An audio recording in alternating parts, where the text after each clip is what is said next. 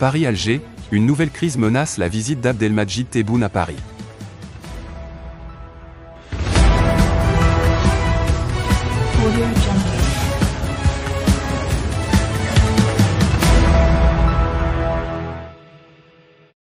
Les relations entre l'Algérie et la France sont à nouveau en ballottage après une énième crise qui se profile.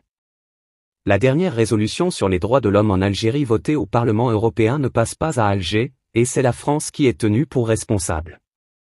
Les clashs se répètent et se ressemblent entre Alger et Paris qui entretiennent des relations instables et compliquées. Après la dernière crise qui ne date que du début de l'année, en février plus précisément, à cause de l'exfiltration de la militante franco-algérienne Amira Bouraoui, voilà qu'en mai un nouvel épisode vient lacérer une réconciliation balbutiante.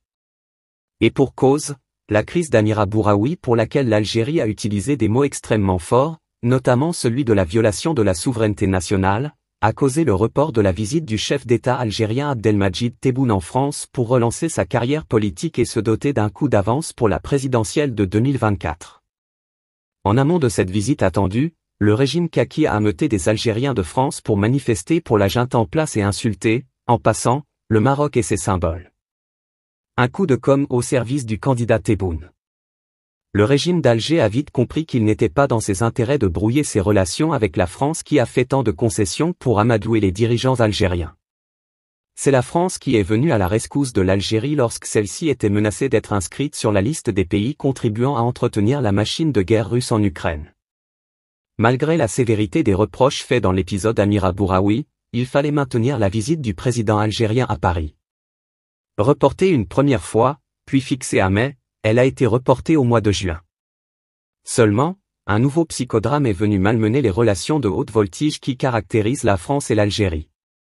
Des relations distinguées par plus de bas que de haut, et qui entrent dans un nouvel épisode de péripéties depuis que les dirigeants algériens font endosser à la France la responsabilité de la résolution du Parlement européen contre l'Algérie au sujet des droits de l'homme, votée le 11 mai.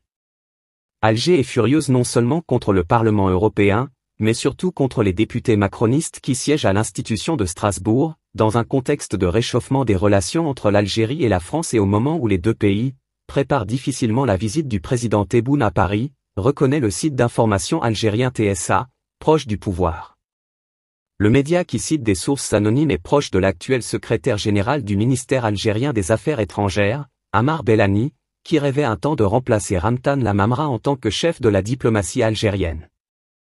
Selon cette source, les députés macronistes au Parlement ont initié et adopté la résolution. Ils en ont profité pour attaquer l'Algérie. C'est inacceptable. C'est donc une attaque directement dirigée contre le président Emmanuel Macron et son parti.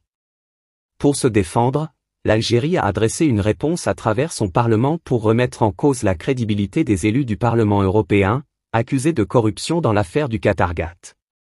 Le Conseil de la Nation, le Sénat algérien a dénoncé une ingérence dans les affaires algériennes. De son côté l'APN, la chambre basse du Parlement algérien s'est dit en droit de s'étonner des pratiques d'une institution parlementaire dont la crédibilité est entachée par les scandales de corruption et de pots-de-vin. Cette résolution replonge surtout les relations franco-algériennes dans une nouvelle crise, puisque l'Algérie est persuadée de l'implication des députés affiliés au parti du président Emmanuel Macron. Elle suscite des interrogations, de l'incompréhension et même de la colère, indique la même source. Pour rappel, la résolution du Parlement européen a été approuvée par une écrasante majorité avec 536 voix pour et seulement 4 contre et 18 abstentions. Elle a demandé aux pays membres de l'Union européenne de condamner fermement et unanimement la répression de la liberté de la presse en Algérie, tout en appelant la délégation de l'Union et les ambassades des pays de l'Union européenne accrédités à Alger à demander l'accès aux journalistes emprisonnés et à assister à leur procès.